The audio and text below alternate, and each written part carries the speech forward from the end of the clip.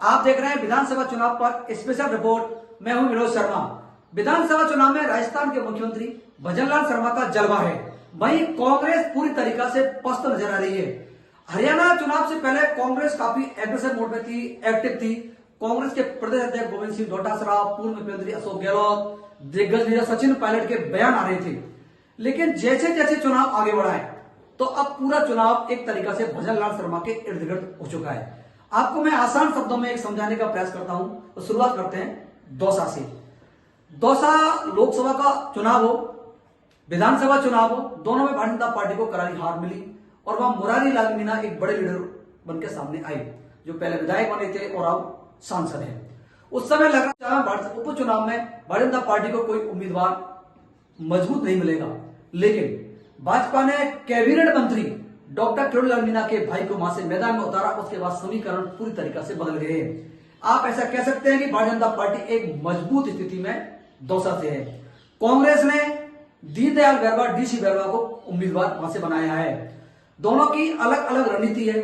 जगमोहन मीणा कमान पूरी तरीका से भजनलाल शर्मा के साथ कैबिनेट मंत्री डॉक्टर किरोड़ीलाल मीणा ने संभाली हुई है। देखिए, वहां पर दौसा में यह दावा किया जाता है, अधिकृत तो नहीं है, कि लगभग 60-65 हजार के आसपास मीणा मतदाता हैं और लगभग इतने मतदाता एससी के हैं। ब्राह्मण और गुर्जर जो समाज के मतदाता है वो निर्णायक भूमिका में है, यानी वो जिधर जाएंगे उनका प्रत्याशी जीतने की संभावना रहेगी। जगमोहन मीणा डॉक्टर किरोड़ी मीणा के भाई हैं, तो ये कह सकते हैं कि अच्छा वोट मीणा समाज को उनको मिलेगा और ऐसा वहां लग भी रहा है। गांव गांव में जगमोहन मीणा का स्वागत हो रहा है और मीणा इस बार लगभग मुखर नहीं है, तो शांत बैठा हुआ, यानी वो जगमोहन को वोट दे सकता है। आप ये समझे।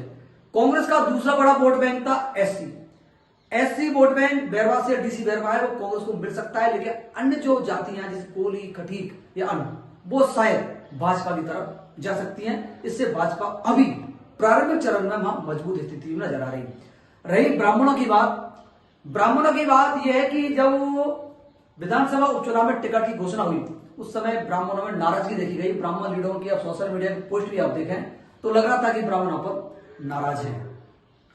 लेकिन दोस्तों, जिस प्रकार से मुख्यमंत्री भजनलाल शर्मा ने कमान संभाली, सभा को संबोधित किया, उसके बाद अब समीकरण धीरे धीरे बदलने लगे हैं। ब्राह्मण नाराज तो है कि सामान्य वर्ग की सीट पर एसटी उम्मीदवार बनाया गया, लेकिन बड़ी बात यही, लोग उनको समझा रहे हैं, ब्राह्मणों को राजस्थान का मुख्यमंत्री ब्राह्मण है और वो सभी को साथ में लेकर चल रहे हैं। इस कारण दौसा की सीट जीतना जरूरी है। हो सकता है इस वजह से ब्राह्मण जगमोहन मीणा का समर्थन करें।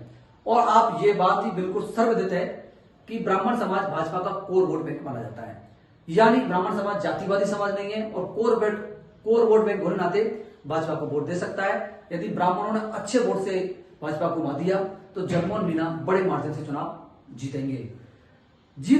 ये एक अनुमान है, जीत सकते हैं, मैं कह रहा हूं जीतेंगे नहीं, जीत सकते हैं, ये एक अनुमान है।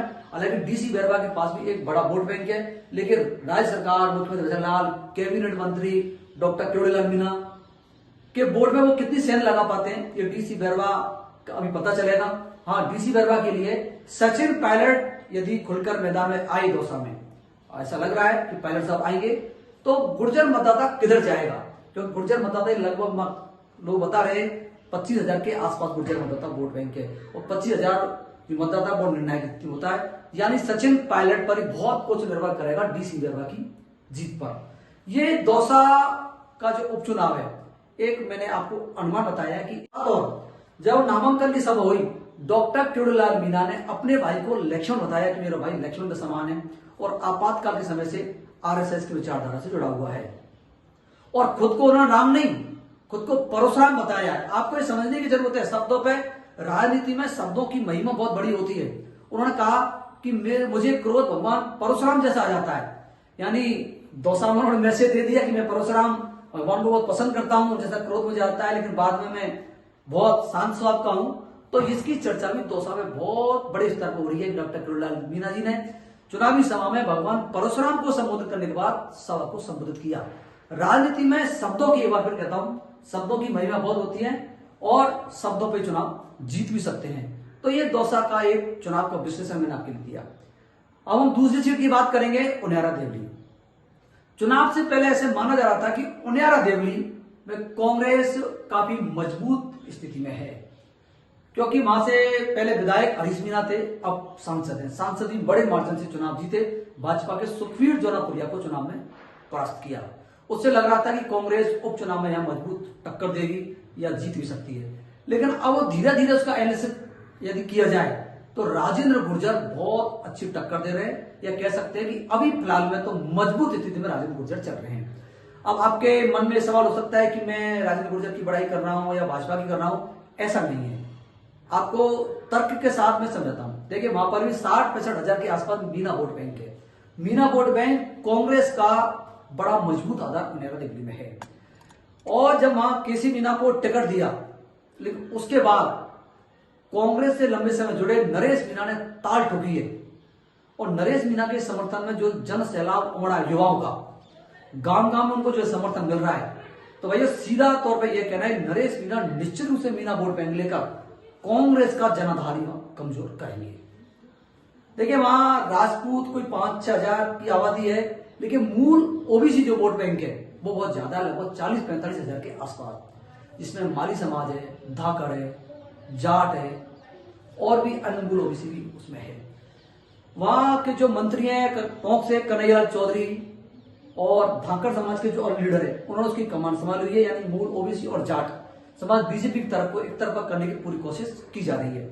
गुर्जरों का वोट बैंक भी लगभग 50-55 हजार से अधिक है। और गुर्जर वोट बैंक में अभी सेंध लगने की कोई संभावना नहीं है।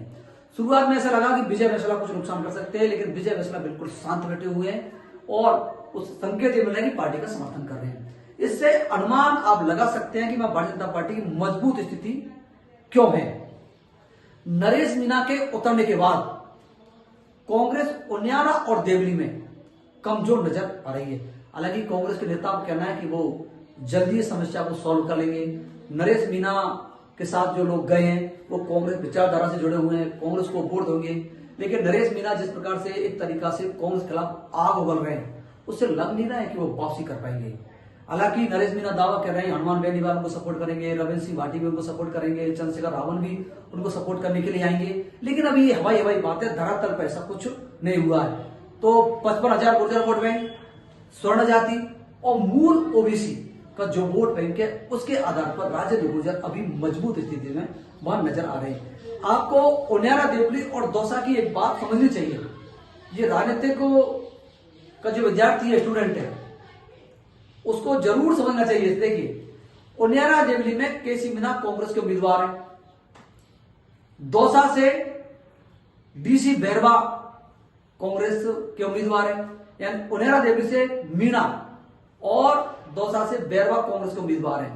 अब ये वोट बैंक का डिवाइडेशन कैसे होगा? यदि मीणा दौसा में वोट देंगे डीसी बैरवा को, तो हो सकता है उनियारा देवली में भी बैरवा वोट दे दें, नहीं तो बैरवा वोट टूटने की संभावना रहेगी वहां जो एससी वर्ग का है। क्योंकि मन में आ सकता है ना भाई कि वहां दौसा में वोट नहीं दिया तो यहां वोट भी हो सकते हैं। ये समीकरण बन रहा है वहां डीपली धरातल स्तर पर। वह दौसा गया था, मैंने दौसा में इस बारे में लोगों से चर्चा की, मैंने वहां देखा है ये समीकरण बन सकता है उनियारा देवली और दौसा का समीकरण। क्योंकि लंबे समय के बाद मैंने पहली बार शायद देखा होगा कि मीणा और बैरवा दोनों प्रत्याशी आमने सामने हैं और प्रमुख प्रतिद्वंदी है, कोई और नहीं। यह समीकरण नया बनने को आपको देखने को मिलेगा। बात करते हैं सलूम्बर की। सलूम्बर में जो भाजपा के विधायक थे, उनकी मृत्यु के बाद उनकी पत्नी को उम्मीदवार बनाया है। कांग्रेस ने एक बागी को अपना टिकट दिया जो पहले चुनाव लड़ चुकी थी। इससे वहां के दिग्गज लीडर रघुवीर मीणा नाराज हैं। वो नामांकन सभा में नहीं आए। उस समय कहा गया था वो गुजरात किसी काम से चले गए। रघुवीर मीणा और उनके समर्थक नाराज रहे तो कांग्रेस को नुकसान उठाने की पूरी संभावना बनेगी। जबकि वो भाजपा में एक मीणा जी ने वहां युवा कार्यकर्ता थे, उन्होंने विरोध किया। मुख्यमंत्री भजनलाल शर्मा ने अपना प्रबंधन दिखाते हुए अपने पास बुलाया, उसे समझाया और उसे मना लिया। अब वो भाजपा प्रत्याशी का समर्थन कर रहा है और गांव गांव उसके लिए वोट मांग रहा है। तो सलूम्बर में कह सकते हैं कि भाजपा ने बगावत थाम दी है और कांग्रेस की बगावत थमी नहीं है। ना उनियारा देवली में थमी है और ना ही सलूम्बर में। और राजस्थान का एक और बड़ा चुनाव जहां पूरे प्रदेश की निगाहें खींच हनुमान बेनीवाल की धर्मपत्नी श्रीमती कनिका बेनीवाल जी वहां से उम्मीदवार है। भाजपा ने वहां पूर्व जो प्रत्याशी रहे उसको उम्मीदवार बनाया है। कांग्रेस ने भी एक आईपीएस की धर्मपत्नी को वहां उम्मीदवार बनाया है। यानी जाट वोट बैंक 1 लाख के आसपास जाट वोट बैंक है। राजपूत ही वहां लगभग 40-45 हजार के आसपास है।